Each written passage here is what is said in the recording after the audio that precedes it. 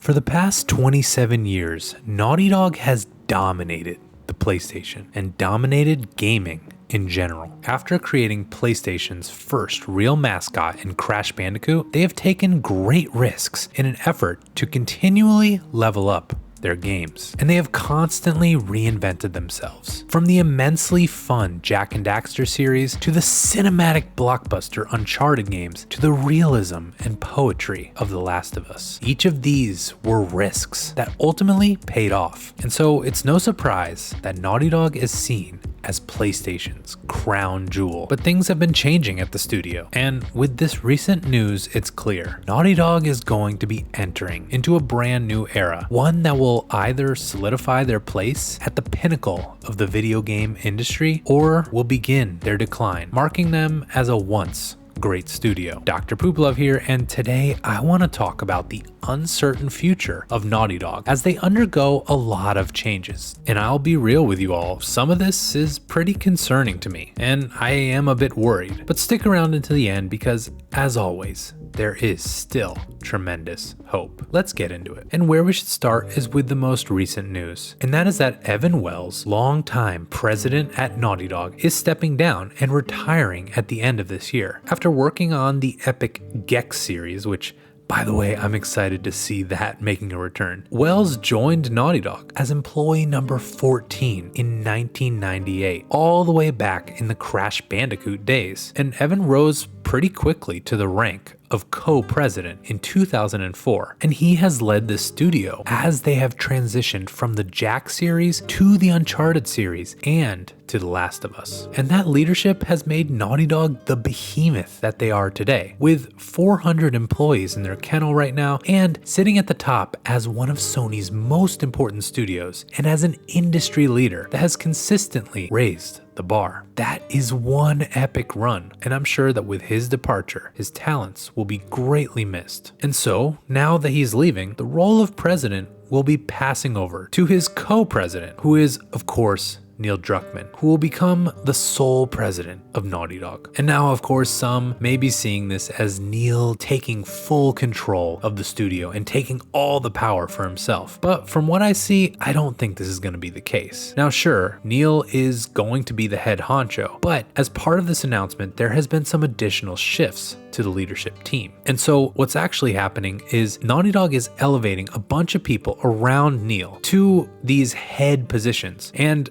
ultimately growing the leadership team. And they seem to be crafting this transition such that Neil can spend most of his time dedicated to the creative aspects of the studio, with his new title as head of creative, while other people at the studio are being lifted up to being heads in their respective strengths. And by having this more wide structure, I do think this seems to be a good response to what honestly has been a big concern of mine, and that is how many projects Naughty Dog seems to have in development. We have, of course, The Last of Us standalone multiplayer experience, which seems to be the next in line, but we recently learned it is in some trouble. Now, interestingly, with this announcement, the Factions 2 co-director, Anthony Newman, was promoted to serve as the head of production and design. Now, Naughty Dog didn't clarify whether he's actually going to stay on as co-game director of Factions 2, and it's hard to read into this without really knowing enough. Many might see that perhaps his talents are now just going to be directed elsewhere, but you also have to imagine that him being in this new elevated role, he now has a big seat at the table to make sure that the Faction game continues. I'm sure he spent the past couple years passionately pouring himself into this project and doesn't want to see it fail. And also the fact that he has been promoted to the head of production and design, I think that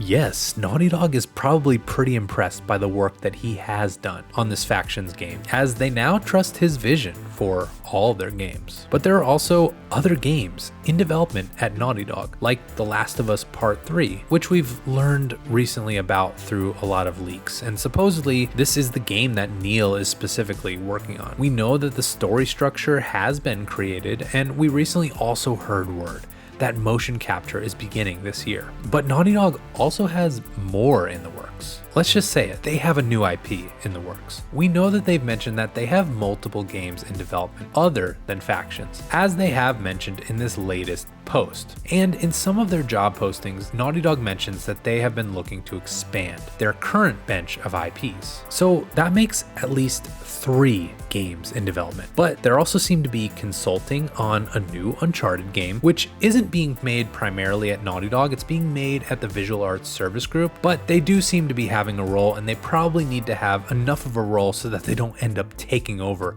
like they had to do for The Last of Us remake. But even this isn't it, because of course they also have the involvement with The Last of Us TV show, which is actually possibly on ice for now due to the writers and actors strikes going on. But given all these recent Emmy nominations for the show and how successful this show really was, there's no doubt that they're going to be involved with this. Now, this probably takes less direct involvement from Naughty Dog themselves, but this certainly is going to be a big focus, at least for Neil Druckmann, and it's certainly going to take some of his focus away from the games. And now, all this is not even to mention that there's probably future PC ports in development and a Last of Us Part 2 remastered or director's cut that is going to add new features like allowing you to choose music for Gustavo to play. And so, yeah, Naughty Dog has a lot on their plates, something that they haven't really dealt with before. So widening this leadership team does seem like a good idea because there's just so much to manage. It honestly remains to be seen whether Naughty Dog can rise to these challenges. So far, the PC port debacle and Factions 2 delay certainly can give you pause, and they are biting off a lot more than they've chewed in the past, which we know when they did try to work on multiple games at once, they had a lot of challenges. I am honestly a little bit worried about their ability to pull this off, but at least it does seem that they are acknowledging this with this leadership shakeup. But something has been worrying me further than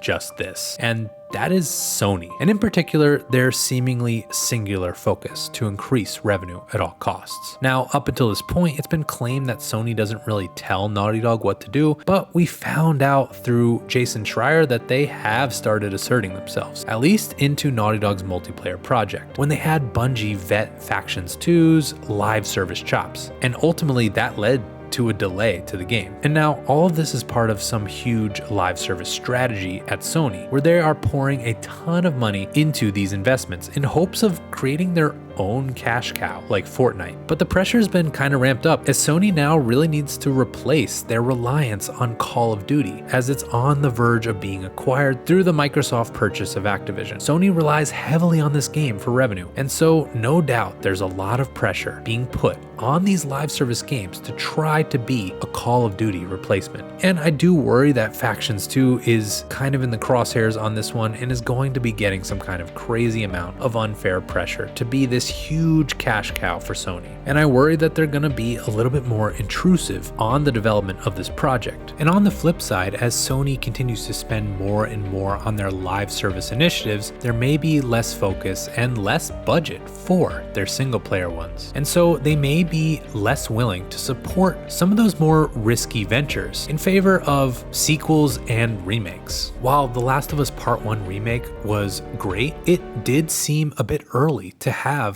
a remake of a game that was in really good shape, and certainly this project has taken some of Naughty Dog's time away from making new games that they've probably been more passionate about. And I'm sure the success of The Last of Us TV show has undoubtedly put more pressure on the studio to just continue making Last of Us titles rather than creating a new game world and a new IP that is certainly going to be more costly to create that world and riskier to achieve the same levels of proven success. But the thing here is Naughty Dog is known for taking risks. It's how they got to where they are. Neil Druckmann in an interview said they could have easily just continued making Crash Bandicoot games all the way to number 17, but they took risks to drive the industry forward. They took a risk making Jak more mature for Jak 2. They took a risk deviating from their platforming roots to make a realistic third-person shooter in Uncharted, and they took a huge risk in dropping a Jak sequel in favor of this gritty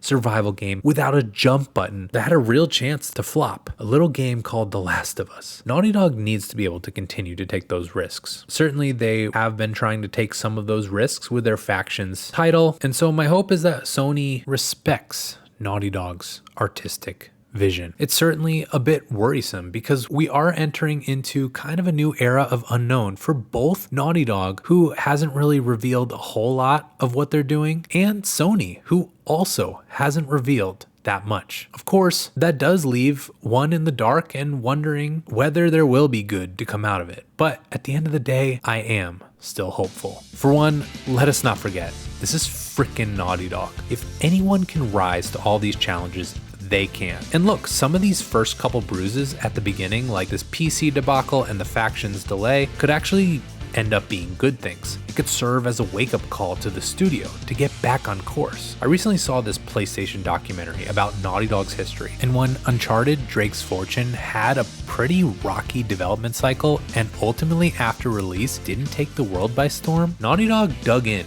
and pushed through and tried to realize the full potential of that series by making Uncharted 2, which is widely considered the best in the series. For Naughty Dog, when things seem darkest, that's when they can surprise us the most. And I think if they can pull this off, it actually means we're going to end up getting a lot more games from them, and probably at a faster clip. And look, I have no doubt that Neil is going to lead this team to further greatness. He has already been president for a few years already. Evan, no doubt, has already shown him the ropes, and Neil also shares that same vision for taking risks. Don't forget, Naughty Dog, under Evan's leadership, took a risk letting him and Bruce Straley even make The Last of Us. And say what you want about The Last of Us Part 2, that story was a risk. And regardless of whether that risk paid off for you, Naughty Dog took it. And the studio should continue to take those risks, because that is what keeps driving the industry forward and getting us some of the best, most quality games ever. And Neil shares this vision. He said so in recent interviews, and so I think he's just the perfect advocate for the good of Naughty Dog. And I believe he will be able to guide the studio into continuing to deliver us the highest quality products, as Naughty Dog always has. And all of these recent promotions are being given to people who already work at Naughty Dog. It's not like some corporate outsider is coming in to change how Naughty Dog does stuff. People who have been with the company for years and know Naughty Dog culture are still here to make sure that the studio retains that special Naughty Dog DNA. And this is all backed up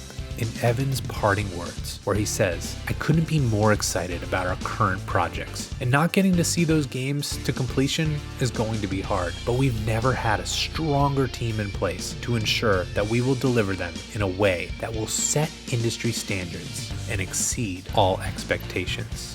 This is encouraging. Naughty Dog is committed to their games in development, and those games have the promise to deliver what they always have, the greatest, most quality games that push the industry forward. And I can't wait to see what they have in store. But we already do have some details about what they have in store for the future of the Last of Us series, which I go over in this video, and you should check it out. But otherwise, so long, Pooper Troopers.